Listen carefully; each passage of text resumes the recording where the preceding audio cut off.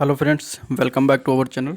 तो हम लोग डिस्कस कर रहे थे हिंदी यूथ कंपटीशन बुक के जो है UP triple S C VDO exams के लिए जो निकाला गया है सामान्य हिंदी के। तो उसी को हम लोग देख रहे थे चैप्टर वाइज, इसमें जो है संकलित किया गया चीज़ें। तो इसमें पहला और दूसरा चैप्टर हो चुका है। आज की इस वीडियो में हम तीसरा, चौथा और पाँचवा चैप्टर करेंगे, जिसमें वर्तनी शुद्धि होगी, सर्वनाम होगा और इसके अलावा एक चैप्टर और आगे होगा जिसको हम इसमें देखने वाले हैं। ठीक है, तो वीडियो को एंड तक देखिएगा, तभी इसका फ़ायदा जो है भरपूर आपको एग्जाम में मिल पाएगा। संज्ञा का होने वाला है अगला चैप्टर। तो इसका पहला और दूसरा चैप्टर जो हो चुका है वो भी आप लोग देखिएगा, उसका लिंक मैं डिस्क्रिप्शन बॉक्स में दे दूँगा, वहाँ से आप उसको देख सकते हैं। तो चलिए आज का वीडियो स्टार्ट करते हैं वर्तनी शुद्धि से रिलेटेड क्वेश्चन। तो पहला क्वेश्चन है, निम्न में से किस शब्द की वर्तनी इसमें से सही है ये बताना है। ठीक है, तो देखिए इसमें अगर आंसर की बात करें तो ए पार्ट हो जाएगा। विधाता शब्द जो लिखा हुआ है ए पार्ट में ये सही लिखा हुआ है, बाकी सारे जो है गलत तरीके से लिखे हुए हैं। ठीक है, यहाँ पे ठा होना चाहिए था। ठीक है, भूमिगत जो लिखा हुआ है ये भी गलत है, भूमिगत होना चाहिए इस तरीके से, बड़ी की मात्रा नहीं होती। तो ये और सारे गलत हैं, आंसर आपका ए पार्ट हो जाएगा। नेक्स्ट क्वेश्चन है, निम्न में से कौन सा वर्तनी सही है इसमें से। तो इसमें देखिए अगर हम देखें तो इसमें चारों ऑप्शन गलत हैं। ठीक है, और इसमें अगर हम देखें तो इसका सही जो होगा चहार दीवारी, इस तरीके से लिखा होना चाहिए था। ठीक है, चहार दीवारी वर्तनी की दृष्टि से शुद्ध है। आयोग ने इस प्रश्न में सभी को समान अंक दिए गए थे। निम्न में से कौन सी वर्तनी सही है इनमें से। तो इनमें से अगर हम आंसर की बात करेंगे तो राइट आंसर इसका हो जाएगा सी पार्ट। कौतूहल जो सी पार्ट में लिखा हुआ ये सही रूप से लिखा हुआ, बाकी सारे गलत हैं। अगला प्रश्न देखते हैं, निम्न में से कौन सी वर्तनी सही है इसमें से। तो इसका आंसर भी सी पार्ट हो जाएगा। कौतूहल शब्द जो है सही रूप से लिखा हुआ है, बाकी सारे गलत लिखे हुए हैं। ठीक है, खलिहान शब्द की बात करेंगे तो खलिहान को हम इस तरीके से लिखते हैं। कार्तिक जो इस तरीके से लिखा है इस तरीके से लिखते हैं। यहाँ पे ता पे छोटी की मात्रा होना चाहिए था, जो कि यहाँ पे बड़ी की मात्रा। ठीक है, गिरिजा भी गलत है, गिरिजा को हम इस तरीके से लिखा जाता है। तो आपका आंसर इसमें क्या हो जाएगा, सी पार्ट हो जाएगा, करेक्ट। नेक्स्ट क्वेश्चन, निम्नलिखित में से सही वर्तनी बताना इनमें से कौन सा है। तो इसका आंसर हो जाएगा सी पार्ट। लालायित जो सी पार्ट में लिखा हुआ है ये सही रूप से लिखा हुआ है, बाकी सारे गलत रूप से लिखा हुआ है। ठीक है, भाग्यमान जो लिखा हुआ है और रामायण है, ठीक है, वाल्मीकि, ये तीनों गलत हैं। भाग्यमान नहीं होता, ये होता है भाग्यवान। ठीक है, भाग्यवान होता है। ठीक है, रामायण भी नहीं होता, ये होता है रामायण। और इसके अलावा वाल्मीकि जो लिखा हुआ है ये भी गलत है, इसका शुद्ध रूप से लिखा जाता है इस तरीके से वाल्मीकि। ठीक है, वाल्मीकि, वाल्मीकि इस तरीके से शुद्ध रूप इसका होता है, जो कि ये गलत लिखा हुआ है। चलिए अगला प्रश्न देखते हैं। निम्नलिखित शब्दों पर विचार करना है, 2022 के पेपर में पूछा गया है। अधोगति, अध्यापिका, साहित्यकार, तिमिर, इसमें से बताना है कि कौन सा शुद्ध शब्द है। तो देखिए अधोगति गलत लिखा हुआ है, अध्यापिका भी गलत लिखा हुआ है, साहित्यकार सही है और तिमिर भी सही लिखा है। तो 3 और 4 इसका राइट आंसर हो जाएगा, डी ऑप्शन इसका करेक्ट हो जाएगा। ठीक है, अधोगति जो है वो भी गलत है, अधोगति नहीं होता, यहाँ पे इसका शुद्ध रूप होता है अधोगति। ठीक है, जो कि यहाँ पे गलत लिखा हुआ था। अध्यापिका अशुद्ध रूप से लिखा हुआ है, इसका शुद्ध रूप होता है अध्यापिका। ठीक है, अध्यापिका इस तरीके से लिखा जाता है शुद्ध रूप से, जो कि यहाँ पे गलत लिखा हुआ था। तो आंसर डी पार्ट हो जाएगा। नेक्स्ट क्वेश्चन देखते हैं। अगला क्वेश्चन है, निम्नलिखित शब्दों पर विचार करना है इनमें भी। ठीक है, 4 ऑप्शन दिए गए हैं, इसमें से बताना है कौन कौन सा सही रूप से लिखा हुआ है। तो तिलांजलि गलत लिखा हुआ, विभीषिका भी गलत लिखा हुआ, विस्मरण ये सही है, हितैषी ये सही है। तो सी और डी यानी कि 3 और 4 इसका आंसर हो जाएगा, जो कि करेक्ट लिखा हुआ है। ठीक है, तिलांजलि जो लिखा हुआ है गलत, इसको देखते हैं किस तरीके से सही रूप से लिखा जाता है। तो इस तरीके से इसको सही रूप से लिखते हैं, और विभीषिका को इस तरीके से सही रूप लिखते हैं। अगला प्रश्न देखते हैं। अगला क्वेश्चन में बताना है कि कौन सा समूह जो है सभी शब्द शुद्ध है इनमें से। ठीक है, प्रसून, गर्दभ और सुषुप्त पहले में लिखा हुआ, इसके बाद पंकज, परंपरा, गंगा, फिर चंचल, गंगा और घंटा, फिर लक्ष्य, कृपया और अभिनेत्री। इनमें से बताना है कौन सा एक शुद्ध रूप से समूह जो है सही है। तो शुद्ध रूप से समूह की अगर हम बात करेंगे तो दूसरा जो आता है पंकज, परंपरा और गंगा, ये सही रूप से लिखा हुआ है। तो आंसर आपका इसमें सी पार्ट हो जाएगा, केवल 2। बाकी इसमें भी गलत है, इसमें ये गलत है, ये भी गलत है, ये भी गलत है। ठीक है, इसमें भी गलत लिखा हुआ है गर्दभ। तो आंसर आपका इसमें हो जाएगा केवल 2। ठीक है, नेक्स्ट क्वेश्चन, निम्नलिखित में से वर्तनी सही है इनमें से कौन सा ये बताना है। तो इसका आंसर हो जाएगा बी पार्ट। अभ्यांतरिक जो लिखा हुआ था सही रूप से वो बी पार्ट में लिखा हुआ है, बाकी सारे गलत हैं। तो आंसर इसका बी ऑप्शन सही हो जाएगा।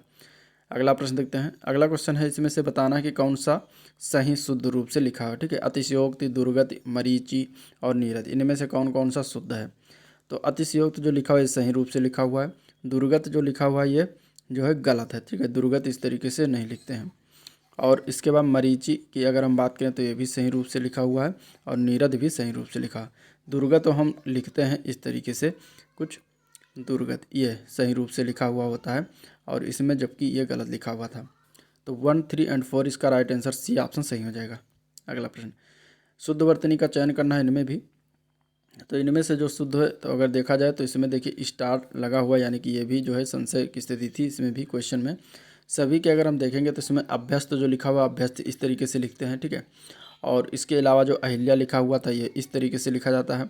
तत्व जो लिखा हुआ था ये भी गलत लिखा होता है, इस तरीके लिखा जाता है। महत्व जो इस तरीके लिखा होता है ये भी गलत था, इस तरीके से लिखा जाता है। तो इसमें चारों ऑप्शन गलत था। ठीक है, चारों का इस तरीके से शुद्ध ऑप्शन होगा। नेक्स्ट क्वेश्चन, निम्नलिखित में से किस शब्द में स्वर व्यंजन संबंधी अशुद्धि नहीं है।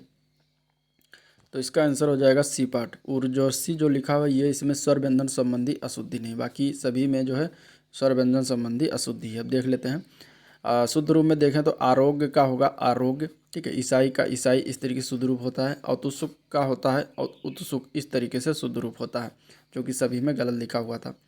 शुद्ध वर्तनी बताना इनमें से कौन सा हो जाएगा। शूर्पणखा को शुद्ध रूप से लिखते हैं डी पार्ट में जो लिखा हुआ है शूर्पणखा, इस तरीके से शुद्ध रूप लिखा जाता है। तो डी आंसर हो जाएगा। नेक्स्ट क्वेश्चन, इसमें बताना है कौन सा शुद्ध रूप है। आदि कवि किसने जो है संस्कृत में रामायण की रचना की है। वाल्मीकि जो लिखा हुआ कौन सा सही रूप से लिखा हुआ किस ऑप्शन में। तो ए में जो लिखा हुआ वाल्मीकि ये भी सही है और डी में जो लिखा हुआ वाल्मीकि ये भी सही, दोनों एक ही है। तो आंसर ए व डी दोनों हो सकता है। ठीक है, अगला क्वेश्चन, किस शब्द की शुद्ध वर्तनी है इनमें से। तो इसमें से अगर देखें तो ब्रज भाषा जो लिखा हो यह सही रूप से लिखा हो, बाकी सारे गलत हैं। तो आंसर डी ऑप्शन हो जाएगा। ठीक है, अन्य की देख लेते हैं शुद्ध वर्तनी। तो पर्याप्त को हम इस तरीके से लिखते हैं, प्रदर्शनी को हम इस तरीके से लिखते हैं, पृष्ठ को हम इस तरीके से लिखते हैं। ठीक है, अगला क्वेश्चन, निम्नलिखित में से शुद्ध शब्द कौन सा है। तो इनमें से देखा जाए तो आनुषंगिक जो लिखा जाता है वो बी पार्ट में जो लिखा हुआ है इस तरीके से लिखते हैं, ये शुद्ध रूप है, बाकी सारे अशुद्ध हैं, गलत हैं। तो आंसर आपका इसमें बी पार्ट हो जाएगा। अगला क्वेश्चन देखते हैं। इसमें शुद्ध रूप बताना है, ऋषि का शुद्ध रूप किस तरीके से लिखते हैं। तो ए पार्ट में जो ऋषि लिखा हुआ है ये सही रूप से है, तो आंसर ए पार्ट हो जाएगा। ठीक है, नेक्स्ट क्वेश्चन, दिए गए विकल्पों में से शुद्ध शब्द का चयन करिए। इसमें कौन कौन सा शुद्ध है। तो इसमें अगर देखें तो मूल्यवान जो लिखा हुआ है ये सही रूप से लिखा हुआ है, क्लिष्ट गलत लिखा हुआ है, ब्रह्म भी गलत लिखा हुआ है, पृथक ए भी सही रूप से लिखा हुआ है।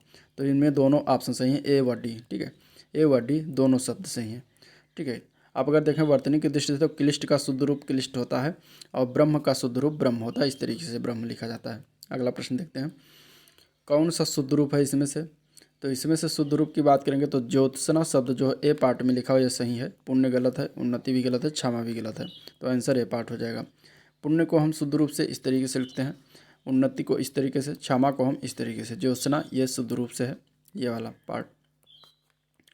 ठीक है, अब इसमें अगर हम बात करें तो आयोग ने इस प्रश्न का सही उत्तर ए माना था ज्योत्सना, जो कि गलत था। इसको हम शुद्ध रूप से इस तरीके से लिखते हैं ज्योत्सना को। ठीक है, लेकिन ए माना था तो आप ये इस तरीके से लगा भी सकते हैं। अगला क्वेश्चन, निम्नलिखित में से अशुद्ध शब्द कौन सा है। तो इसमें गलत शब्द पूछा गया है। तो पूज्य जो लिखा हुआ है ए बी पार्ट में ये गलत है, बाकी पुष्प सही है, परिस्थिति भी सही है और इसके अलावा प्रशंसा भी सही है। तो आंसर आपका इसमें बी पार्ट हो जाएगा। पूज्य को हम इस तरीके से लिखते हैं। अगला क्वेश्चन देखते हैं, इसमें से शुद्ध वर्तनी वाला शब्द बताना है। तो सी पार्ट जो अध्ययन लिखा हुआ ये सही है, बाकी सारे गलत हैं। ठीक है, नेक्स्ट क्वेश्चन देखते हैं, निम्नलिखित में से कौन शुद्ध वर्तनी वाला शब्द इसमें से है। ठीक है, उत्तरदायी कौन सा शुद्ध रूप से लिखा हुआ है। तो इसमें अगर हम देखेंगे तो बी पार्ट हो जाएगा। उत्तरदायी जो शुद्ध रूप से लिखा हो बी पार्ट इसका करेक्ट हो जाएगा। अगले क्वेश्चन में शुद्ध रूप बताना है। 46 शब्द को कैसे शुद्ध रूप से लिखते हैं। तो ए पार्ट में जो 46 लिखा हुआ ये शुद्ध रूप से लिखा हुआ, बाकी सारे गलत हैं। ठीक है, अगले शब्द में उज्ज्वलन का सही स्वरूप बताना है, किस तरीके से शुद्ध रूप है इसका सही रूप। तो आंसर इसका हो जाएगा ए पार्ट। उज्ज्वलन जो ए पार्ट में लिखा हुआ सही रूप से है, बाकी सारे गलत हैं। ठीक है, नेक्स्ट क्वेश्चन में भी हमें शुद्ध शब्द बताना है इसमें से। तो इसका आंसर हो जाएगा डी पार्ट। परीक्षा जो लिखा हुआ है ये सही है, बाकी सारे गलत हैं। अब इसमें अगर हम देखें तो पूज्य को हम किस तरीके लिखते हैं। पूज्य को इस तरीके लिखते हैं, परीक्षण को इस तरीके से लिखते हैं, प्राण को इस तरीके से लिखा जाता है। अगला क्वेश्चन, अशुद्ध शब्द बताना है। गलत शब्द इसमें से बताना है, कौन सा हो जाएगा। तो प्रमाणिक जो लिखा हुआ है डी पार्ट में ये गलत है, बाकी अगर हम बात करें तो माधुर्य सही है, प्रादेशिक भी सही है, व्याप्ति भी सही है। तो डी पार्ट इसका गलत हो जाएगा, डी आंसर ही हो जाएगा। प्रामाणिक को हम इस तरीके से लिखते हैं, प्रामाणिक होता है न कि प्रमाणिक, ठीक है। अशुद्ध शब्द बताना है यानी कि गलत शब्द बताना है इनमें से, इसका आंसर हो जाएगा सी पार्ट। संकट जो लिखा हुआ है गलत लिखा हुआ, बाकी सारे सही लिखे हुए, ठीक है। संकट में आधा ना नहीं होता, इसमें अंक की गिनती लगती है, जो कि वहाँ पे गलत लिखा था। अगला प्रश्न देखते हैं, सही वर्तनी वाला शुद्ध शब्द बताना है इसमें से। तो इसका आंसर हो जाएगा बी पार्ट में जो शुश्रूषा लिखा हुआ है ये सही लिखा हुआ, बाकी सारे गलत लिखे हुए हैं, ठीक है। अब अगर हम बात करें सुहृद तो इस तरीके से लिखते हैं। स्पर्धा का शुद्ध वर्तनी रूप स्पर्धा इस तरीके से होता है। ससीम का शुद्ध वर्तनी ससीम होता है, ठीक है। ससीम इस तरीके से लिखा जाता है, जो कि सही लिखा हुआ है। नेक्स्ट क्वेश्चन, कौन सा शुद्ध रूप लिखा हुआ है इसमें से। तो इसका आंसर हो जाएगा डी पार्ट। निर्भर शब्द जो लिखा हुआ है शुद्ध रूप लिखा हुआ है, बाकी सारे गलत लिखे हुए हैं, ठीक है। चिन्ह को हम लिखते हैं इस तरीके से शुद्ध रूप, कृपया को इस तरीके से शुद्ध रूप लिखा जाता है। दवाइयाँ में बड़ी ई नहीं होती है, छोटी ई होती है, इस तरीके से लिखा जाता है। शुद्ध वर्तनी वाला शब्द बताना है इनमें से। तो मुमूर्षु इसका राइट आंसर हो जाएगा, मुमूर्षु सही है, बाकी सारे गलत हैं, ठीक है। अगर हम देखें इसमें तो परीक्षा का जो लिखा हुआ परीक्षा इस तरीके से लिखा जाता है, जो कि गलत लिखा था। शुद्ध वर्तनी बताना इनमें से। तो इसमें से शुद्ध वर्तनी की अगर हम बात करें तो अध्ययन जो लिखा हुआ है ये सही रूप से है, बाकी सारे गलत हैं, ठीक है। अधिकार को हम अधिकार इस तरीके से लिखते हैं, अनुसरण को इस तरीके से लिखते हैं, आगामी को इस तरीके से लिखते हैं। अगला क्वेश्चन, अशुद्ध शब्द बताने, इसमें से कौन सा गलत लिखा हुआ है। तो इनमें से गलत है ऐतिहासिक जो लिखा हुआ है ये गलत है, बाकी आनुषंगिक सही है, आध्यात्मिक सही है, दायित्व भी सही है। तो ऐतिहासिक इसका आंसर हो जाएगा, ऐतिहासिक ना होकर ये ऐतिहासिक होता है, जो कि इसका शुद्ध रूप होता है। निम्नलिखित में से शुद्ध शब्दों को पहचानना है इनमें से।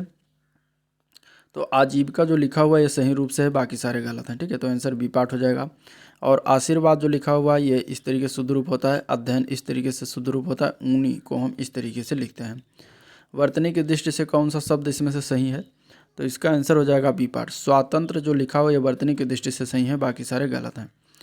शुद्ध वर्तनी का चयन करिए इसमें से। तो इसका आंसर हो जाएगा कवयत्री, ठीक है। कवयत्री जो होता है शुद्ध वर्तनी का ये सही रूप लिखा हुआ था है, और ये याद रखिएगा कवयत्री बहुत बार पूछा जाता है, ठीक है। देखिए इसमें चारों लिखा हुआ है जो कि कवयत्री, ये भी गलत है, इस तरीके से भी कवयत्री गलत है, इस तरीके से भी कवयत्री गलत है। सही रूप डी ऑप्शन में लिखा हुआ है, ये याद रखिएगा। मानव मात्र को गीता के महात्म्य के परिचय होना अनिवार्य है। रेखांकित शब्द को शुद्ध करना है, ठीक है। महात्म्य जो लिखा हुआ है गलत लिखा हुआ है, इसका सही रूप से क्या होगा। तो महात्म्य होगा, जो कि बी पार्ट में दिया गया है, जो कि शुद्ध रूप से इसका सही रूप है। आजकल अनुशासन के अभाव में विद्यार्थियों में उच्च श्रृंखलता आती है, और उच्च श्रृंखलता जो लिखा हुआ है ये उच्च श्रृंखलता आती है, इसको हमें शुद्ध करना है, गलत लिखा हुआ है। तो इसका आंसर हो जाएगा सी पार्ट में जो उच्च श्रृंखलता लिखा है ये सही रूप से लिखा हुआ, बाकी सारे गलत हैं। शुद्ध वर्तनी इसमें से फिर चयन करना है। आशीर्वाद, आशीर्वाद इनमें से किसमें सही लिखा हुआ है। तो ये पार्ट में आशीर्वाद जो लिखा हुआ है सही रूप से लिखा हुआ, बाकी सारे गलत हैं, ठीक है। शुद्ध शब्द छांटिए, इनमें से कौन सा सही रूप है। तो अभ्यस्त की अगर हम बात करेंगे तो आंसर सी पार्ट में इसका सही हो जाएगा, अभ्यस्त। आंसर सी ऑप्शन इसका सही है, ठीक है। सही वर्तनी वाला शब्द वाला चयन करना है इनमें से। तो आंसर क्या हो जाएगा, आंसर इसका हो जाएगा ए पार्ट। अवनति जो लिखा हुआ अवनति ये सही रूप से लिखा हुआ, बाकी सारे गलत हैं, ठीक है। श्रृंगार का शुद्ध शब्द रूप अगर हम देखेंगे तो इसका शुद्ध रूप है, ठीक है। अन्य शुद्ध शब्द अवनत इस तरीके से होता है, ठीक है। इसमें सही वर्तनी वाला शब्द चुनना था, जो कि बी पार्ट में लिखा, सारी गलत हो जाएगा। बी पार्ट में जो श्रृंगार लिखा है सही रूप से लिखा हो, बाकी सारे गलत हैं, ठीक है। माफ़ करिएगा, इसका बी आंसर हो जाएगा। अवनत का सही रूप से इस तरीके से आंसर होता है। मुश्किल को इस तरीके से सही रूप से लिखते हैं, और मातृभूमि को इस तरीके से सही रूप से लिखते हैं। यहाँ पे कवयत्री का बताना है शुद्ध रूप। देखिए अभी आंसर की बात करें तो इसमें डी ऑप्शन हो जाएगा, ठीक है। इसके बारे में बात हो चुकी है, आंसर डी ऑप्शन इसका सही है। प्रधानमंत्री के भाषण में श्रुत लिप उसने उसी समय ले ली, और श्रुत लिप बताना है शुद्ध रूप से, इसका कौन सा सही होगा। तो श्रुत लिप बी पार्ट में जो लिखा है इस तरीके से लिखा जाता है, ठीक है। अगला प्रश्न देखते हैं। फग्गू सेठ तो बहुत ही दुष्चरित्र व्यक्ति है। दुष्चरित्र जो लिखा हुआ है गलत लिखा हुआ है, तो इसका करेक्ट आंसर क्या हो जाएगा, ए पार्ट हो जाएगा। दुष्चरित्र इस तरीके से लिखा जाता है। शुद्ध शब्द बताना है इनमें से। गंगा जल, बेबुनियाद, चौपाया, बड़ा सा। तो इसमें अगर हम बात करें तो शुद्ध शब्द की अगर हम बात करेंगे तो शुद्ध शब्द इसमें से कौन सा है। तो बड़ा सा जो लिखा हुआ है ये सही रूप से लिखा हुआ, बाकी सारे गलत हैं, ठीक है। इसमें देखिए नियम क्या होता है कि वर्तनी का महत्वपूर्ण नियम है सा, जैसा आदि स्वरूप वाचकों के पूर्व हाइपन यानी कि योजक चिन्ह का प्रयोग किया जाना चाहिए, जैसे कि तुम सा, राम जैसा, ये सब। ठीक है। इसी तरीके से बड़ा सा शुद्ध शब्द है, बाकी सारे देवबुनिया चौपाया सब एक ही शब्द है जो कि अलग अलग लिख दिया गया है, और गंगा जल भी। तो ये सब गलत हो जाएंगे, आंसर इसका सी पार्ट हो जाएगा। शुद्ध वर्तनी बताना इनमें से शमशान शुद्ध वर्तनी कौन सा है, तो इसमें से अगर देखेंगे तो सी पार्ट जो शमशान लिखा हुआ है सही रूप से लिखा हुआ, बाकी सारे गलत हैं। नेक्स्ट क्वेश्चन, दिए गए शब्दों में शुद्ध वर्तनी वाला कौन सा शब्द है, तो इसमें से देखा जाए सच्चिदानंद जो लिखा हुआ है सही रूप से लिखा हो, बाकी सारे गलत हैं, तो आंसर सी पार्ट हो जाएगा। ठीक है। जबकि सर्वोत्तम का अगर हम देखेंगे तो सर्वोत्तम इस तरीके से शुद्ध रूप होता है, सांसारिक इस तरीके से शुद्ध रूप लिखते हैं, और कीर्ति का कीर्ति इस तरीके से शुद्ध रूप लिखा जाता है। इसमें जो अंडरलाइन है अध्ययन, इसका हमें बताना है शुद्ध रूप क्या होता है, तो अध्ययन का शुद्ध रूप होता है अध्ययन, जो कि बी पार्ट में दिया गया है। करेक्ट आंसर इसका बी पार्ट हो जाएगा। ठीक है। विश्लेषण का हमें यहाँ शुद्ध रूप बताना है, कौन सा सही हो जाएगा, तो विश्लेषण को हम शुद्ध रूप से इस तरीके से लिखते हैं जो कि बी पार्ट में दिया गया है, तो आंसर इसका बी पार्ट हो जाएगा। इसमें से शुद्ध रूप कौन सा है, तो इसमें से अगर देखेंगे तो उपयुक्त जो लिखा हुआ है यह सही रूप से लिखा, बाकी सारे गलत हैं। बाकी के अगर हम देखें तो इसमें कौन हो जाएगा आंसर, देखिए अनधिकार, अहल्या और अंतर्ध्यान, ये इसका शुद्ध रूप होता है। ठीक है। और उपयुक्त इस तरीके से शुद्ध रूप होता है, अनाधिकार नहीं होता, अनधिकार होता है, ये याद रखिएगा। सही वर्तनी शब्द इसमें से कौन सा है, तो इसमें से षष्टम जो बी पार्ट में लिखा हुआ है सही वर्तनी है, आंसर बी पार्ट हो जाएगा। अगले क्वेश्चन में भी सही वर्तनी बताना है, तो पृथ्वी जो कि बी पार्ट में लिखा हुआ है सही। सही वर्तनी शब्द बताना, कौतूहल बहुत बार आया है, कौतूहल की बात करेंगे तो इसका बी पार्ट इसका भी करेक्ट हो जाएगा, कौतूहल। इसमें सही वर्तनी कौन सा है, रासायनिक में, तो रासायनिक में अगर देखेंगे तो इसमें भी बी पार्ट सही है, बाकी सारे गलत हैं। ठीक है। सही वर्तनी की बात करेंगे, इसमें अष्ट अष्ट की बात करेंगे तो कौन सा आंसर हो जाएगा, तो जो कोई डी पार्ट में लिखा हो अष्ट वो सही है। शुद्ध वर्तनी बताना, इसमें से सही वर्तनी त्रिदोष, त्रिदोष में कौन सा सही रूप से इसमें लिखा हो, तो डी पार्ट इसका करेक्ट हो जाएगा, त्रिदोष। ठीक है। अगला प्रश्न देखते हैं, तो वाक्य एवं वर्तनी की शुद्ध बताना, इनमें से कौन कौन सा सही है कौन गलत है। ठीक है। पहला दिया गया है श्रृंगार श्रृंखला, ठीक है। दूसरा दिया गया है अनुकृति अनुकृति। अब बताना कि पहला और दोनों की वर्तनी शुद्ध है, या फिर केवल वर्तनी पहला शुद्ध है, या फिर केवल दूसरा शुद्ध है, या फिर दोनों की वर्तनी अशुद्ध है, इसमें कौन सा सही है। तो इसमें अगर हम देखेंगे तो दोनों की वर्तनी अशुद्ध हो जाएगी, तो आंसर इसका क्या हो जाएगा, डी पार्ट हो जाएगा। ठीक है। श्रृंगार की अगर हम बात करें तो श्रृंगार किस तरीके लिखा, जो कि गलत लिखा है, श्रृंगार को हम इस तरीके से लिखते हैं, और श्रृंखला को भी हम इस तरीके से लिखते हैं। ठीक है।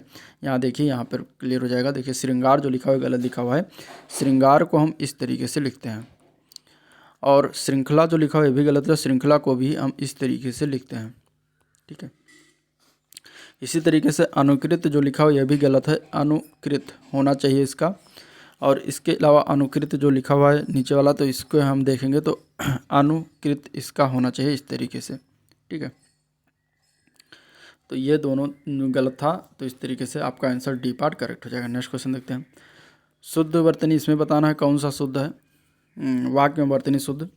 ठीक, आसक्ति, पारितोषिक, शुश्रूषा और सुबुद्धि, इसमें से कौन सा सही है कौन सा गलत है, तो इसमें केवल पहले की वर्तनी शुद्ध है। ठीक है। यह शुद्ध है, यह गलत है। ठीक है।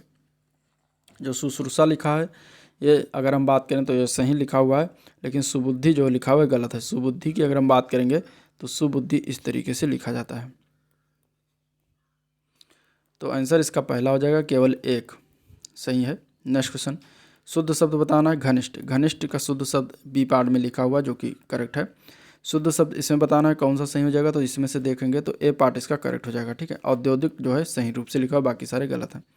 शुद्ध रूप रामायण का बताना है तो बी पार्ट करेक्ट हो जाएगा, रामायण इस तरीके लिखते हैं। इसमें अगले क्वेश्चन में ऊपरी लिखित बताना है, शुद्ध रूप कौन सा है ऊपरी लिखित, तो ऊपरी लिखित जो लिखा हुआ डी पार्ट में लिखा हुआ सही रूप से।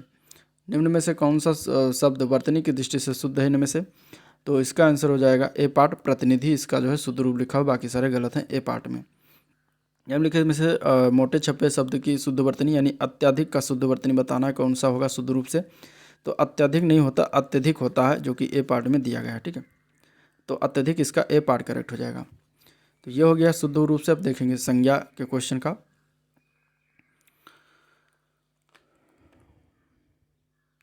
तो निम्नलिखित में से कौन सा द्रव्यवाचक संज्ञा है? इनमें से खटाई, मिठास, चमड़ा और ठंड। तो इनमें से द्रव्यवाचक संज्ञा की बात करेंगे तो चमड़ा जो शब्द लिखा हुआ है द्रव्यवाचक हो जाएगा, बाकी सारे जो है द्रव्यवाचक संज्ञा है। द्रव्यवाचक संज्ञा की बात करें तो जिससे पदार्थ का बोध होता है उसे द्रव्यवाचक संज्ञा कहते हैं। जैसे कि सोना, चांदी, पीतल, कोयला, ये सब क्या हो गए? ये द्रव्यवाचक संज्ञा के अंतर्गत आते हैं। तो इसमें सी पार्ट करेक्ट हो जाएगा, ठीक है। और मिठास, खटाई जो है ये क्या है? ये सब भाववाचक संज्ञा के उदाहरण। नेक्स्ट क्वेश्चन, पशु चर रहे हैं इस वाक्य में, पशु कौन सी संज्ञा है? तो पशु चर रहे हैं इस वाक्य में पशु की संज्ञा की बात करेंगे तो आंसर हो जाएगा बी पार्ट, जातिवाचक संज्ञा है, आंसर बी पार्ट करेक्ट हो जाएगा, ठीक है। अब इसका परिभाषा, तो जिस शब्द से एक जाति के सभी प्राणियों वस्तुओं का बोध हो उसे जातिवाचक संज्ञा कहते हैं। जैसे कि नदी, अध्यापक, पहाड़, जानवर, बच्चा और इसी तरीके से पशु।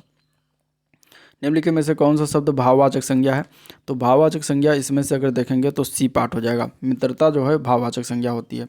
अब इसकी परिभाषा, तो जिस संज्ञा से पदार्थों की अवस्था, गुण, दोष, धर्म आदि का बोध हो वहाँ पे भाववाचक संज्ञा होता है। जैसे कि मिठास, खटास, धर्म, थकावट, जवानी, मोटापा, मित्रता आदि। शब्द प्रकार के आधार पर मनुष्यता शब्दों का कौन सा भेद है? तो इसमें से हो जाएगा सी पार्ट, ठीक है। भाववाचक संज्ञा जो होता है ये हो जाएगा, मनुष्यता जो होता है ये भाववाचक संज्ञा होती है। तो आंसर इसका हो जाएगा सी पार्ट, ठीक है। जो शब्द पदार्थों की अवस्था, गुण, दोष, धर्म, दशा, स्वभाव आदि का बोध कराते हों उन्हें भाववाचक संज्ञा कहते हैं। जैसे कि बुढ़ापा, मिठास, मानवता, मनुष्यता, परायापन, ये सब भाववाचक संज्ञा के उदाहरण हैं। लकड़ी में कौन से संज्ञा के शब्द का भेद है? तो लकड़ी में जो है द्रव्यवाचक हो जाएगा, आंसर इसका क्या हो जाएगा? सी पार्ट, ठीक है। लकड़ी द्रव्यवाचक है। जिस संज्ञा शब्द से किसी धातु, द्रव्य, सामग्री, पदार्थ आदि का बोध वहाँ पे द्रव्यवाचक संज्ञा होती है। जैसे कि सोना, लोहा, चांदी, लकड़ी, पानी, गेहूँ आदि। इनमें से कौन सा शब्द भाववाचक संज्ञा नहीं है? एक मनाही, विद्वता, सोना, खुशी। तो इसका आंसर हो जाएगा सी पार्ट, ठीक है। सोना जो होगा ये द्रव्यवाचक संज्ञा होता है, ना कि भाववाचक संज्ञा। बाकी सारे जो हैं भाववाचक संज्ञा हैं। तो आंसर सी पार्ट करेक्ट हो जाएगा। अगला प्रश्न देखते हैं, भाववाचक संज्ञा कितने प्रकार के शब्दों से बनती हैं? तो ये 5 प्रकार के शब्दों से बनती है, आंसर सी ऑप्शन सही हो जाएगा, ठीक है। देखिए 5 प्रकार के शब्दों से बनती है। पहला है जातवाचक संज्ञाओं से, जैसे कि बूढ़ा से बुढ़ापा, पंडित से पंडिताई, ठीक है, बनती है। दूसरा सर्वनाम से, जैसे कि अपना से अपनापन, स्व से स्वत। इसके बाद विशेषण से बनती है, जैसे कि चतुर से चतुरता, मीठा से मिठास। अव्यय से बनती है, जैसे धिक से धिक्कार, दूर से दूरी। क्रियाओं से बनती है, जैसे चढ़ना से चढ़ाई, लिखना से लिखाई। तो इस तरीके से लिखना से लेख। तो इस तरीके से 5 प्रकार के शब्दों से भाववाचक संज्ञाएं बनाई जाती हैं। हिमालय किस प्रकार की संज्ञा का उदाहरण है? तो हिमालय अगर हम बात करें तो हिमालय व्यक्तिवाचक संज्ञा का उदाहरण हो जाएगा, आंसर ए पार्ट करेक्ट है। व्यक्तिवाचक संज्ञा क्या है? तो जिस शब्द से किसी एक वस्तु, व्यक्ति, स्थान, आकृति का बोध हो उसे व्यक्तिवाचक संज्ञा कहते हैं। यहाँ हिमालय से पर्वत के नाम का बोध हो रहा है, अतः हिमालय जो है व्यक्तिवाचक संज्ञा है। लड़का कौन सी संज्ञा है? लड़का में कौन सी संज्ञा है ये बताना है। तो लड़का जो है ये प्रकार का जातिवाचक संज्ञा है, तो आंसर बी पार्ट करेक्ट हो जाएगा, ठीक है। जातवाचक संज्ञा के अंतर्गत लड़का आता है। और इसमें अगर हम बात करें परिभाषा की, तो जिस संज्ञाओं से एक ही प्रकार वस्तुओं, व्यक्तियों का बोध हो उसे जातवाचक संज्ञा कहते हैं। जैसे कि मनुष्य, घर, पहाड़, नदी आदि। व्यक्तिवाचक संज्ञा तो से किसी एक वस्तु या व्यक्ति का बोध होता है, जैसे कि श्याम, मई, वाराणसी, भारत। भाववाचक संज्ञा से किसी व्यक्ति के गुण, धर्म, दशा, व्यापार का बोध होता है, जैसे कि लंबाई, नम्रता, मिठास, बुढ़ापा। जिस संज्ञा से वस्तु या व्यक्ति के समूह का बोध हो उसे समूहवाचक संज्ञा कहते हैं। जैसे कि गुच्छा, सभा, कुंज, ये सब समूहवाचक संज्ञाओं के उदाहरण हैं। व्युत्पत्ति के आधार पर संज्ञा के कितने भेद हैं? तो व्युत्पत्ति के आधार पर संज्ञा के 3 भेद होते हैं, आंसर बी पार्ट करेक्ट हो जाएगा। कौन कौन से हैं ये भी जान लीजिए। तो 3 भेद में पहला है ऋण संज्ञा, जैसे कि कृष्ण, यमुना, गंगा। दूसरा है यौगिक संज्ञा, जैसे कि पनघट, पाठशाला। तीसरा है योग ऋण संज्ञा, जैसे कि जलज, लंबोदर। तो ये 3 प्रकार की संज्ञाएं होती हैं जो कि व्युत्पत्ति के आधार पर जो इन्हें बांटा गया है, ठीक है। तो आंसर इसका क्या हो जाएगा?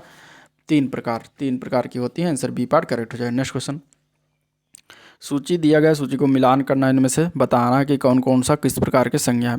तो जुलाई जो है ये एक व्यक्तिवाचक संज्ञा हो जाएगा, तो जुलाई का पहला हो जाएगा सही, ठीक है। मैना जो है ये जातिवाचक संज्ञा है, तो इसका दूसरा हो जाएगा।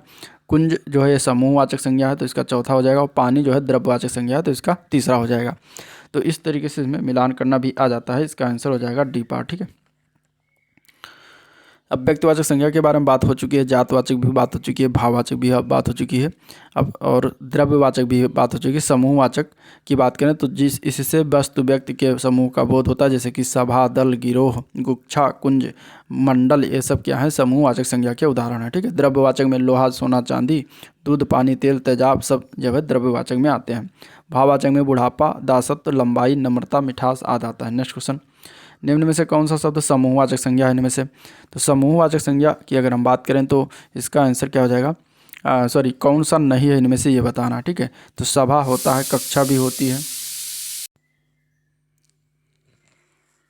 और भीड़ भी होता है, लेकिन दौड़ जो है नहीं होता समूहवाचक संज्ञा का उदाहरण। तो आंसर डी पार्ट हो जाएगा। ठीक है। दौड़ की अगर हम बात करें तो दौड़ भाववाचक संज्ञा है। तो जिस संज्ञा से वस्तु अथवा व्यक्ति के समूह का बोध हो उसे समूहवाचक संज्ञा कहते हैं, जैसे कि सभा, कक्षा, भीड़ समूहवाचक संज्ञा के उदाहरण है। निम्न में से कौन सा द्रव्यवाचक संज्ञा है इनमें से? तो द्रव्यवाचक की बात करें तो दूध जो है शब्द वो द्रव्यवाचक संज्ञा के उदाहरण है। तो आंसर इसका क्या आ जाएगा, सी पार्ट करेक्ट हो जाएगा। ठीक है। द्रव्यवाचक संज्ञा। गाय कौन सी संज्ञा है? तो गाय जो है जातवाचक संज्ञा के उदाहरण आती है। तो आंसर इसका बी पार्ट हो जाएगा, जातवाचक संज्ञा। ठीक है। जातवाचक संज्ञाओं में अन्न, लड़का, भाई, घोड़ा, मोर, किताब, शिक्षक, मंत्री आदि आते हैं। भाववाचक संज्ञा कौन सी है इनमें से? तो भाववाचक संज्ञा में देखेंगे तो बीमारी शब्द जो दिया गया है डी पार्ट में, ये भाववाचक संज्ञा होता है। तो आंसर इसका डी पार्ट करेक्ट हो जाएगा, भाववाचक संज्ञा। ठीक है। D part. और अन्य की बात करें तो मनुष्यता, चलन, सजावट, सरलता, गरीबी, गर्मी, ये सब भाववाचक संज्ञा के उदाहरण। निम्न में से विशेषणों में से संज्ञा को पहचानना है। तो अनुशासन शब्द जो है संज्ञा है, बाकी सारे विशेषण। तो आंसर डी पार्ट करेक्ट हो जाएगा। ठीक है। अब इसमें अगर हम बात करें तो आसमानी, नियमित, पश्चात, ये सब विशेषण होते हैं। और अगर हम बात करें तो किसी व्यक्ति या वस्तु के नाम को संज्ञा कहते हैं, जैसे कि राम, श्याम, मोहन विद्यालय इलाहाबाद आदि। और जो संज्ञा सर्वनाम की विशेषता बतलाए उसे विशेषण कहते हैं। जैसे श्याम की गाय काली है, तो यहाँ पे काली शब्द जो है विशेषण हो जाएगा। इनमें से कौन सा शब्द जो है संज्ञा शब्द है? तो इसमें से संज्ञा शब्द की अगर हम बात करेंगे तो आंसर हो जाएगा इसका सी पार्ट। सभा जो है संज्ञा होती है, सभा जो है समूहवाचक संज्ञा होती है। तो सभा इसका राइट आंसर हो जाएगा। ठीक है। जबकि हरा, पतला, गहरा, ये सब विशेषण शब्द हैं। समूहवाचक संज्ञा के अन्य उदाहरण में सेना, पुलिस, परिवार, समिति, वर्ग, कर्मचारी आदि आते हैं। अचूक विशेषण के साथ उपयुक्त संज्ञा कौन सी होती है? तो अचूक विशेषण के साथ निशाना उपयुक्त संज्ञा होता है। तो आंसर सी पार्ट करेक्ट हो जाएगा। नेक्स्ट क्वेश्चन, पशु चर रहे हैं, पशु किस प्रकार का संज्ञा है? तो ये जातवाचक संज्ञा है, इसके बारे में बात हो चुकी है। आंसर बी पार्ट इसका करेक्ट हो जाएगा। अगला क्वेश्चन है बाप का संबंधवाचक संज्ञा क्या होगा? तो इसमें से इसका आंसर हो जाएगा डी पार्ट। ठीक है, बपौती। निम्न में से संज्ञा शब्द कौन सा है? तो इसमें से संज्ञा शब्द की बात करेंगे तो गंगा शब्द जो दिया गया है ये संज्ञा शब्द होता है। तो आंसर ए पार्ट करेक्ट हो जाएगा। अब देखिए अगर इसमें बात करें संज्ञा के तो 5 प्रकार होते हैं। व्यक्तिवाचक संज्ञा में राम, गंगा, पटना आदि आते हैं। जातवाचक संज्ञा में नदी, पर्वत, देश, महासागर होते हैं। द्रव्यवाचक संज्ञा के अंतर्गत सोना, चांदी, तेल, पानी, घी आदि आता है। समूहवाचक संज्ञा में टीम, आयोग, पुलिस, सेना, परिवार आदि होता है। और भाववाचक संज्ञा में मिठास, बुढ़ापा, नारित्व, भोलापन, दया आदि आता है। जिन संज्ञाओं के एक ही प्रकार की वस्तुओं अथवा व्यक्तियों का बोध हो उन्हें क्या कहा जाता है? तो उनको हम कहते हैं जातवाचक संज्ञा। आंसर इसका बी पार्ट करेक्ट हो जाएगा। ठीक है। अब जातवाचक में अगर हम देखें तो देश, नदी, पर्वत, लड़का, पठार, मरुस्थल आदि जो है जातवाचक संज्ञा के उदाहरण हैं। व्यक्तिवाचक में राम, गंगा, हिमालय, गीता आदि आते हैं। भाववाचक में क्या होता है? भाव, गुण, दशा आदि का ज्ञान कराने वाले भाववाचक संज्ञा होते हैं, जैसे कि दया, कृपा, यमन, गुरुत्व। ठीक है। द्रव्यवाचक संज्ञा में अगर हम बात करें तो किसी सामग्री या पदार्थ का बोध होता है, जैसे कि सोना, चांदी, पानी, घी, ऑक्सीजन। समूहवाचक संज्ञा की बात करेंगे तो समूह, समुदाय का बोध होता है, जैसे टीम, समिति, आयोग, परिवार, सेना, अधिकारी आदि। स्वतंत्रता सबको प्यारी होती है, इसमें रेखांकित शब्द स्वतंत्रता कौन सी संज्ञा है? तो स्वतंत्रता जो है ये भाववाचक संज्ञा है। आंसर इसका बी पार्ट करेक्ट हो जाएगा। ठीक है। निम्नलिखित में से किस विकल्प में सभी शब्द भाववाचक संज्ञा शब्द हैं इनमें से? तो अमीर, गरीब, समूह, मिठास। ठीक है। यहाँ पे अगर हम बात करें तो अमीर जो दिया गया है, गरीब दिया गया है, ये समूह जो दिया गया है ये अलग है, ये जो है समूहवाचक संज्ञा के अंतर्गत आ जाएगा। तो ये भाववाचक नहीं हो जाएगा। जवानी, खटास, पुस्तक, पुस्तक और गंगा ये दोनों अलग हैं। ठीक है। रसीला, कड़वाहट, बुढ़ापा, उन्नति, तो ये करेक्ट हो जाएगा। सी पार्ट इसका करेक्ट हो जाएगा। इसमें चारों जो शब्द हैं वो भाववाचक शब्द हैं। तो आंसर सी पार्ट इसका करेक्ट हो जाएगा। ठीक है। जातवाचक संज्ञा बताना इनमें से कौन सा है? तो वकील शब्द जातवाचक संज्ञा है। आंसर इसका डी ऑप्शन से हो जाएगा। ठीक है। जातवाचक में मनुष्य, नदी, भैंस, वकील, नगर, डॉक्टर ये सब आते हैं। निम्नलिखित शब्दों में से किस विकल्प में सभी तो सभी शब्द व्यक्तिवाचक संज्ञाएं हैं। तो राम, रामचरितमानस और गंगा ये व्यक्तिवाचक संज्ञा के उदाहरण है। तो करेक्ट आंसर ए पार्ट ही हो जाएगा। ठीक है, तो आंसर इसका ए पार्ट हो जाएगा। नेक्स्ट क्वेश्चन, राज्यपाल में कौन सी संज्ञा है? राज्यपाल में संज्ञा की अगर हम बात करेंगे तो ये जातिवाचक संज्ञा के अंतर्गत आएगा। ठीक है, आंसर जो होगा इसका बी पार्ट करेक्ट हो जाएगा, जातिवाचक संज्ञा। अगला प्रश्न देखते हैं, निम्नलिखित में से कौन सी भाववाचक संज्ञा है? तो भाववाचक, इसमें मित्रता शब्द जो है भाववाचक है। आंसर सी पार्ट करेक्ट हो जाएगा। ठीक है, तो 5 संज्ञा के प्रकार हैं जिसको हम लोग देख चुके हैं। अगला प्रश्न देखते हैं, गरीबों की सहायता करो, इसमें गरीब शब्द क्या है? तो इसमें से गरीब शब्द की अगर हम बात करेंगे तो आंसर हो जाएगा सी पार्ट, या जातिवाचक संज्ञा का उदाहरण है। अगला क्वेश्चन देखते हैं, बुढ़ापा एक प्रकार का अभिशाप है, निम्नलिखित में से जो शब्द बुढ़ापा है ये किस प्रकार की संज्ञा है? तो बुढ़ापा जो शब्द है ये भाववाचक संज्ञा का उदाहरण है। आंसर बी पार्ट करेक्ट हो जाएगा। लड़का दौड़ता है, इसमें इस वाक्य में लड़का जो है किस प्रकार की संज्ञा के उदाहरण? तो लड़का जातिवाचक संज्ञा हो जाएगा। आंसर बी पार्ट करेक्ट है। लड़की कौन से शब्द संज्ञा शब्द का भेद है? तो ये भी द्रव्यवाचक शब्द जो है आ जाएगा। आंसर इसका लकड़ी है, यहाँ पे लकड़ी जो है द्रव्यवाचक संज्ञा के भेद के अंतर्गत आएगा। तो आंसर सी पार्ट करेक्ट हो जाएगा। ठीक है, लकड़ी जो है द्रव्यवाचक संज्ञा है, जिससे संज्ञा शब्द से किसी धातु, द्रव्य, सामग्री, पदार्थ का बोध उसे द्रव्यवाचक कहते हैं, जैसे कि सोना, लोहा, चांदी, लकड़ी, पानी, गेहूँ आदि। निम्नलिखित में से कौन सा जातिवाचक संज्ञा नहीं है इनमें से? तो सुंदर शब्द जो है जातिवाचक संज्ञा नहीं होता। सुंदर शब्द की अगर हम बात करें तो ये विशेषण होता है। ठीक है, जबकि जवान, बालक, मनुष्य, गाय, कोयल, भूकंप, वर्षा, दवात आदि शब्दों का एक ही जाति का बोध होता है, इसे जातिवाचक संज्ञा कहते हैं। सुंदर शब्द जो है किसी व्यक्ति, वस्तु की विशेषता बताता है, तो उस तरीके से विशेषण हो जाएगा। ठीक है, अब इसमें देखते हैं सर्वनाम। सर्वनाम की अगर हम बात करें तो उसका भाई खेलता है, वाक्य में सर्वनाम क्या है? तो इसमें से देखेंगे तो बी पार्ट हो जाएगा, पुरुषवाचक सर्वनाम के अंतर्गत आता है। आंसर बी पार्ट हो जाएगा। ठीक है, तो इतने क्वेश्चन संज्ञा से पूछे गए थे। अभी सर्वनाम से जितने भी क्वेश्चन पूछे जाएंगे वो हम देख रहे हैं, उसको भी देख लेते हैं। पुरुषवाचक सर्वनाम क्या होता है? तो ऐसे सर्वनाम जिनका प्रयोग पुरुष के नाम के स्थान पर करते हैं उन्हें पुरुषवाचक सर्वनाम कहते हैं। जैसे कि उसे पढ़ने दो, वह विद्यालय जा रहे थे, यहाँ पे उसे, वह, ये सब पुरुषवाचक सर्वनाम के अंतर्गत आते हैं। अगला प्रश्न, निम्नलिखित में से कौन सा प्रश्नवाचक सर्वनाम का उदाहरण नहीं है इनमें से? कब, किन्हें, उसको, कहाँ? तो यहाँ पे जो उसको शब्द है ये प्रश्नवाचक शब्द का, प्रश्नवाचक सर्वनाम का उदाहरण नहीं है। तो आंसर सी पार्ट करेक्ट हो जाएगा। प्रश्नवाचक सर्वनाम क्या होता है? तो जिन शब्दों का प्रयोग किसी व्यक्ति, वस्तु, प्राणी, क्रिया, व्यापार आदि के संबंध में कोई प्रश्न पूछने या उसके बारे में जानने के लिए किया जाता है, तो उन शब्दों को प्रश्नवाचक सर्वनाम कहते हैं। जैसे कि कौन, किसका, क्या, कब आदि। तो ये सब क्या है? प्रश्नवाचक सर्वनाम के उदाहरण है। निम्न में से कौन सा पुरुषवाचक सर्वनाम का उदाहरण नहीं है इनमें से? ये बताना। ठीक है, पुरुषवाचक सर्वनाम, तो इसमें से अगर हम देखेंगे तो कौन शब्द अभी ऊपर बात हुई ये प्रश्नवाचक सर्वनाम है, तो यही जो है प्रश्नवाचक सर्वनाम है, तो ये पुरुषवाचक का उदाहरण नहीं है। बाकी हम, वो, तुम, ये सब पुरुषवाचक सर्वनाम के उदाहरण है। ठीक है, अगला प्रश्न, मैंने इस समस्या का समाधान खुद ही निकाल लिया, इस वाक्य में खुद ही पद में सर्वनाम का कौन सा भेद लगा हुआ है? तो खुद ही जहाँ पे लगा हो उसको हम किस प्रकार के सर्वनाम के अंतर्गत रखते हैं? तो ये निजवाचक सर्वनाम के अंतर्गत आता है। तो आंसर सी पार्ट करेक्ट हो जाएगा, निजवाचक सर्वनाम। वाक्य में कर्ता जिन सर्वनाम शब्दों का प्रयोग स्वयं के लिए करता है उन्हें निजवाचक सर्वनाम कहते हैं। जैसे कि आप, स्वयं, खुद, अपना इत्यादि, ये सब क्या है? निजवाचक सर्वनाम के उदाहरण हैं। जिसको आपने बुलाया था वो विद्यालय गया है, प्रयुक्त वाक्य में कौन से सर्वनाम का प्रयोग किया गया है? तो इसमें अगर हम देखेंगे तो इसमें संबंधवाचक सर्वनाम बताया गया है। तो आंसर डी पार्ट करेक्ट हो जाएगा। ठीक है, ऐसे सर्वनाम जो प्रधान उपवाक्य में जो है आए और संज्ञा सर्वनाम से संबंध जोड़ने का कार्य करें, अभी इसके हम जो है करते हैं तो उन्हें संबंधवाचक सर्वनाम कहते हैं। ठीक है, इसका जो है परिभाषा हो गया कि ऐसे सर्वनाम जो प्रधान उपवाक्य में आए और संज्ञा सर्वनाम से संबंध जोड़ने का कार्य करते हैं उन्हें संबंधवाचक सर्वनाम कहते हैं। जैसे कि जिसको पैसा मिलेगा वो काम क्यों नहीं करेगा? तो यहाँ पे वो लड़का पकड़ा गया, वो जो कल यहाँ आया था। तो इस तरीके से यह संबंधवाचक सर्वनाम इस तरीके से संबंध बता रहा है, तो संबंधवाचक सर्वनाम हो जाएगा। नेक्स्ट क्वेश्चन, आप भला तो जग भला वाक्य में रेखांकित शब्द आप कौन सा सर्वनाम है? तो आप जो है ये शब्द निजवाचक सर्वनाम के अंतर्गत आता है। तो आंसर बी पार्ट करेक्ट हो जाएगा, आप। ठीक है, आप और अपने ये दोनों निजवाचक सर्वनाम के अंतर्गत आते हैं। सब कोई सर्वनाम किस प्रकार का उदाहरण है? ये सब कोई जो सर्वनाम है किस प्रकार का? तो ये संयुक्त सर्वनाम होगा। आंसर डी पार्ट करेक्ट हो जाएगा। ठीक है, अब इसमें क्या होता है, संयुक्त सर्वनाम जो होता है अलग श्रेणी के सर्वनाम होते हैं। सर्वनाम से इनकी भिन्नता इसलिए है क्योंकि इनमें एक शब्द नहीं बल्कि एक से अधिक सार्वनामिक शब्द होते हैं। संयुक्त सर्वनाम के शब्दों को संज्ञा के शब्दों के साथ स्वतंत्र रूप से प्रयोग करते हैं, जैसे जो कोई, कोई कोई, हर कोई, और कोई। ये सब क्या है, ये सब संयुक्त सर्वनाम के उदाहरण हैं। संज्ञा के बदले बोले जाने वाले शब्दों को सर्वनाम कहते हैं और यह मुख्यतः 6 प्रकार के होते हैं। कौन कौन से होते हैं, तो पुरुषवाचक सर्वनाम, निश्चयवाचक सर्वनाम, अनिश्चयवाचक सर्वनाम, संबंधवाचक सर्वनाम, प्रश्नवाचक सर्वनाम और निजवाचक सर्वनाम। तो ये 6 प्रकार के सर्वनाम भी होते हैं। नेक्स्ट क्वेश्चन, वह भ्रष्टाचार के प्रबल विरोधी थे। वाक्य सर्वनाम का कौन सा प्रकार है इसमें से, तो इसमें पुरुषवाचक सर्वनाम है। ठीक है, वह जो है पुरुषवाचक के अंतर्गत आएगा, तो answer A D part correct हो जाएगा। अब इसके उदाहरण को देख लीजिए पुरुषवाचक सर्वनाम के, तो मैं, हम, ठीक है, तुम, आप, यह, वो, ये, वह, किसी और के बारे में बात करने के लिए आदि जो शब्द होते हैं, ये सब क्या होते हैं, पुरुषवाचक सर्वनाम के अंतर्गत होते हैं।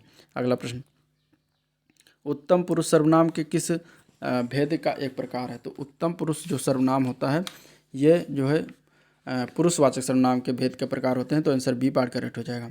उत्तम पुरुष जो है पुरुषवाचक सर्वनाम का एक भेद है। जो सर्वनाम व्यक्तियों के नाम के स्थान पर प्रयोग किए जाते हैं पुरुषवाचक सर्वनाम होते हैं। इसके 3 भेद है। उत्तम पुरुष में मैं और हम आते हैं। दूसरा है मध्यम पुरुष जिसमें तू, तुम, आप आते हैं। अन्य पुरुष है तीसरा, इसमें यह, ये, वो, वह आते हैं। तो इस तरीके से तीनों याद रखिएगा और ये सभी जो है पुरुषवाचक सर्वनाम के अंतर्गत आते हैं। निम्नलिखित में से 4 विकल्पों में से उस विकल्प का चयन करें जो सर्वनाम के भेद का सही विकल्प है। जिसको हमने बुलाया था वो आया है। इस वाक्य में किस प्रकार का सर्वनाम प्रयोग किया गया है, तो इसमें संबंधवाचक बताया गया है, तो आंसर इसका बी पार्ट हो जाएगा, संबंधवाचक सर्वनाम। जहाँ पे आपको जो, सो, जिसने, जिसके ये मिल जाए तो वहाँ पे संबंधवाचक सर्वनाम हो जाता है।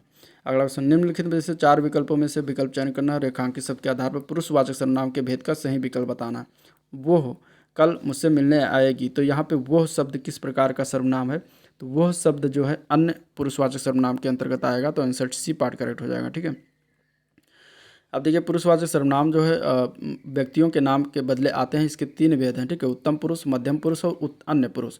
अब उत्तम पुरुष में मैं और हम आता है। मध्यम पुरुष में तू, तुम और आप आते हैं। अन्य पुरुष में वो, वह, ये आते हैं। 4 प्रकार के, तो अन्य पुरुष के अंतर्गत आएगा। ठीक है, वो। अगला प्रश्न, जो सर्वनाम शब्द वक्ता, श्रोता अथवा किसी अन्य व्यक्ति के लिए प्रयोग किया जाता है उसे क्या कहते हैं, तो उसको कहा जाता है पुरुषवाचक सर्वनाम। आंसर बी पार्ट करेक्ट हो जाएगा। ठीक है, अब इसमें हम बता चुके हैं कि कौन कौन सा आएगा। उत्तम पुरुष में मैं, हम, मध्यम पुरुष में तू, तुम, आप, अन्य पुरुष में वो, ये और वे। ठीक है, इस तरीके से याद रखिएगा।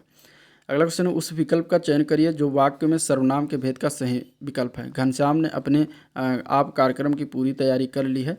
अब इसमें हमें बताना है कि कौन सा सही है। ठीक है, तो ये इसमें अगर हम देखा जाए तो निजवाचक सर्वनाम का प्रयोग किया गया है, तो आंसर इसका डी पार्ट हो जाएगा। अपनेपन का बोध कराने वाले शब्द को निजवाचक सर्वनाम कहते हैं। दिए गए वाक्य में घनश्याम ने अपने आप कार्यक्रम की पूरी तैयारी कर ली। वाक्य में अपने आप शब्द का प्रयोग जो किया गया है यह निजवाचक सर्वनाम का उदाहरण है। निम्न में प्रश्नवाचक सर्वनाम कौन सा है इसमें से, तो प्रश्नवाचक हो जाएगा डी पार्ट। कौन शब्द होता है जो कि प्रश्नवाचक होता है, जैसे कि कौन, क्या, क्यों, ये शब्द क्या है, प्रश्नवाचक हैं। अगला क्वेश्चन, जो शब्द पूर्व पद संबंध से पहले किसी भी संज्ञा के बदले आता है उसको क्या कहते हैं, तो उसको हम कहते हैं सर्वनाम। ये सर्वनाम का ही परिभाषा दिया गया है। आंसर ए पार्ट करेक्ट हो जाएगा। ठीक है, जो सर्वनाम संज्ञा शब्दों के मेल से बनते हैं उन्हें क्या कहते हैं, तो उनको संयुक्त सर्वनाम कहते हैं। आंसर इसका सी पार्ट हो जाएगा, संयुक्त सर्वनाम। अब इसमें अगर हम बात करें तो संयुक्त सर्वनाम के शब्दों को संज्ञा के शब्दों के साथ स्वतंत्र रूप से प्रयोग किया जाता है, जैसे कि जो कोई, कोई ना कोई, कोई, कौन, कुछ आदि जो होता है, ये सब जो है संयुक्त सर्वनाम के उदाहरण हैं। जो शब्द कौन सा सर्वनाम है, जो अगर दिया गया है तो जो आता है तो ये संबंध बताता है, तो ये हो जाएगा संबंधवाचक सर्वनाम। आंसर इसका सी ऑप्शन सही हो जाएगा। ठीक है, ऐसे सर्वनाम जिनसे वाक्य में किसी दूसरे सर्वनाम से संबंध जोड़ा जाए संबंधवाचक कहलाते हैं, जैसे कि जो और सो। हिंदी भाषा में सर्वनामों के 6 भेद हैं जो कि आगे दिए गए हैं इस तरीके से। पुरुषवाचक सर्वनाम पहला है, पुरुषवाचक में मैं, तू, आप, तुम, हम, वो, वह, ये सब आते हैं, तो ये पुरुषवाचक हो जाते हैं। निजवाचक सर्वनाम में आप आता है। ठीक है, निश्चयवाचक सर्वनाम में यह, वो आता है। अनिश्चयवाचक सर्वनाम में कोई और कुछ आता है। संबंधवाचक सर्वनाम में जो, सो आता है। प्रश्नवाचक सर्वनाम में कौन, क्या, ये आता है। वो आप ही चला गया वाक्य में रेखांकित शब्द सर्वनाम के किस भेद का उदाहरण है, आप शब्द की अगर हम बात करें तो निजवाचक हो जाएगा। अभी बात हुआ, आंसर बी पार्ट इसका करेक्ट हो जाएगा। हिंदी में कुल कितने सर्वनाम है, तो हिंदी में टोटल 11 सर्वनाम है। आंसर सी पार्ट करेक्ट हो जाएगा। 11 सर्वनाम कौन कौन से हैं, तो मैं, तू, आप, ये है वो, जो, सो, कोई, कुछ, कौन, क्या, ये टोटल 11 सर्वनाम होते हैं। सर्वनाम के कुल कितने भेद हैं? तो सर्वनाम के कुल 6 भेद होते हैं, ये भी याद रखिएगा, आंसर बी पार्ट हो जाएगा। ठीक है, इसके बारे में बात हुई, दोबारा देख लीजिए। पुरुषवाचक, निश्चयवाचक, अनिश्चयवाचक, निजवाचक, संबंधवाचक और प्रश्नवाचक, इस तरीके से 6 भेद होते हैं सर्वनाम के। आपकी सब राह देख रहे हैं, इसमें से आप जो शब्द है ये कौन सा प्रकार का सर्वनाम है? तो निजवाचक सर्वनाम है, आंसर डी पार्ट करेक्ट हो जाएगा। निम्न में सर्वनाम शब्द कौन सा है? तो कौन शब्द जो है प्रश्नवाचक सर्वनाम है, आंसर डी पार्ट करेक्ट हो जाएगा। ठीक है, हम ताजमहल देखने जाएंगे, इसमें रेखांकित पद हम किस प्रकार का सर्वनाम है? तो हम जो है ये होता है पुरुषवाचक सर्वनाम, आंसर बी पार्ट करेक्ट हो जाएगा, पुरुषवाचक सर्वनाम। अनिश्चयवाचक सर्वनाम का करण कारक बहुवचन रूप क्या होता है? तो अनिश्चय सर्वनाम का करण कारक बहुवचन रूप होता है किन्हीं से, तो आंसर सी पार्ट करेक्ट है, किन्हीं से। ठीक है, कौन सा सर्वनाम का भेद इनमें से नहीं है? पुरुषवाचक, गुणवाचक, निजवाचक, प्रश्नवाचक। तो इनमें से अगर हम देखेंगे अभी भेद जो बताया 6 प्रकार के, तो इसमें गुणवाचक नहीं बताया, तो आंसर बी पार्ट हो जाएगा, ये भेद नहीं होता सर्वनाम का। ठीक है, 6 प्रकार के जो भेद होते हैं उसमें पुरुषवाचक है, निश्चयवाचक, अनिश्चयवाचक, संबंधवाचक, प्रश्नवाचक और निजवाचक आता है। अनिश्चयवाचक सर्वनाम का उपादान कारक में कौन सा बहुवचन रूप का क्या होगा? तो निश्चयवाचक में अगर देखा जाए तो इनसे किन्हीं से ये हो जाएगा, इंपॉर्टेंट है, याद रखिएगा। ठीक है, 2 बार पूछा गया एग्जाम में। निम्न में सर्वनाम शब्द कौन सा है? तो सर्वनाम शब्द के उदाहरण की बात करें तो कुछ शब्द जो है ये सर्वनाम होता है, तो आंसर सी पार्ट करेक्ट हो जाएगा। कौन सा प्रकार का सर्वनाम? कुछ, तो कुछ अनिश्चयवाचक सर्वनाम है। ठीक है, संज्ञा के स्थान पर प्रयुक्त होता है सर्वनाम, मैं, तुम, हम, वह, आप, ये सब सर्वनाम होते हैं। सर्वनाम के 6 भेद हैं। ठीक है, वो पुरुषवाचक सर्वनाम में 3 भेद हैं, उत्तम पुरुष, मध्यम पुरुष, अन्य पुरुष। ठीक है, तो ये याद रखिएगा, इंपॉर्टेंट है, इससे पूछ लिया जाता है। और निश्चयवाचक, अनिश्चयवाचक, संबंधवाचक, प्रश्नवाचक, निजवाचक सर्वनाम। अगला क्वेश्चन, निम्नलिखित जोड़ों में से उत्तम पुरुष वाले जोड़ों को पहचानना, इनमें से कौन सा सही हो जाएगा? ठीक है, तो इनमें से उत्तम पुरुष अगर हम बात करें तो मैं, हम जो आएगा ये उत्तम पुरुष होता है, आंसर इसका ए पार्ट करेक्ट हो जाएगा, उत्तम पुरुष। इसके अलावा शीला अपने कपड़े स्वयं धोती है, यहाँ पे स्वयं जो शब्द है ये किस प्रकार का सर्वनाम है? तो ये निजवाचक सर्वनाम है, आंसर बी पार्ट हो जाएगा। मैं अपने आप वस्त्र साफ कर लेता हूँ, इस वाक्य में कौन सा सर्वनाम है? तो इसमें निजवाचक सर्वनाम है, मैं शब्द जो है निजवाचक के अंतर्गत आता है। वो बहुत अच्छा लड़का है, वाक्य में वो कौन सा सर्वनाम है? तो वो जो है निश्चयवाचक सर्वनाम है, आंसर ए पार्ट करेक्ट हो जाएगा। कोई आदमी जो है धन की चाहत रखता है, तो कोई संतान की, यहाँ पे कोई शब्द जो 2 बार लिखा हुआ है ये किस प्रकार का जो है शब्द भेद है ये बताना। ठीक है, उपयुक्त वाक्य के आधार पर नीचे दिए गए कौन से शब्द भेद अशुद्ध हैं ये बताना है। ठीक है, तो इसमें देखिए प्रथम कोई शब्द जो है सार्वनामिक विशेषण है, तो ये सही है, ये सही रूप से। दूसरी बार जो आया कोई शब्द है वो सर्वनाम है, ये भी सही है। दोनों बार आया कोई शब्द सर्वनाम है, तो ये गलत है। ठीक है, क्योंकि प्रथम कोई जो दिया गया है शब्द वो सार्वनामिक विशेषण है, तो आंसर आपका यही सी पार्ट हो जाएगा, क्योंकि ये हमें अशुद्ध बताना था कौन सा। कोई शब्द का प्रयोग सर्वनाम और विशेषण दोनों के रूप में हो सकता है, तो ये भी सही है, तो करेक्ट आंसर इसका सी ऑप्शन सही हो जाएगा। ठीक है, नेक्स्ट क्वेश्चन देखते हैं। मुझे किस प्रकार का सर्वनाम है? तो मुझे जो है उत्तम पुरुष सर्वनाम होगा, आंसर ए पार्ट करेक्ट हो जाएगा। कोई आ रहा है, इस वाक्य में कोई किस प्रकार का सर्वनाम है? तो अनिश्चयवाचक हो जाएगा, आंसर ए पार्ट करेक्ट है। ठीक है, जो करेगा सो भरेगा, इसमें जो शब्द किस प्रकार का सर्वनाम? तो ये संबंधवाचक बता रहा है, तो संबंधवाचक सर्वनाम हो जाएगा। ठीक है, सर्वनाम कितने प्रकार के होते हैं? सर्वनाम 6 प्रकार के होते हैं, आंसर बी पार्ट हो जाएगा। तो ये था आज का ओवरऑल वीडियो जिसमें लोगों ने देखा, डिस्कस किया सर्वनाम तक। अगर वीडियो पसंद आया तो लाइक करिए, चैनल को सब्सक्राइब नहीं किया तो फटाफट सब्सक्राइब कर लीजिए, साथ ही साथ अपने दोस्तों में शेयर करना मत भूलिएगा। ठीक है, और इसके बाद आगे हम जो भी क्वेश्चन जो भी वीडियो बनेंगे उसको जो है आगे वाले वीडियो में जो भी चैप्टर होंगे उसको हम सॉल्व करेंगे, तो चैनल से भी जुड़े रहेगा, वीडियो पूरा देखिएगा। ठीक है, आज के लिए एंड करते हैं, मिलते हैं नेक्स्ट वीडियो में, तब तक के लिए थैंक यू।